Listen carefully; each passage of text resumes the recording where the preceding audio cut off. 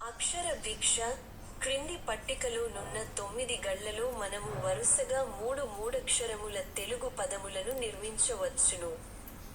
కాగా ఆ 3 పదముల చివరి 2 అక్షరములను మాత్రమే పట్టికలో ఇచ్చి మొదటి అక్షరమును ఖాళీగా ఉంచుట జరిగినది. ఖాళీలలో ఉండవలసిన ఆ మొదటి అక్షరములేమిటో పట్టికకు ఇరువైపులా ఉన్న తెలుగు మరియు ఇంగ్లీష్ పదముల ఆధారముల ద్వారా కనుగొని 2 నిముషములలోగా పూరించండి.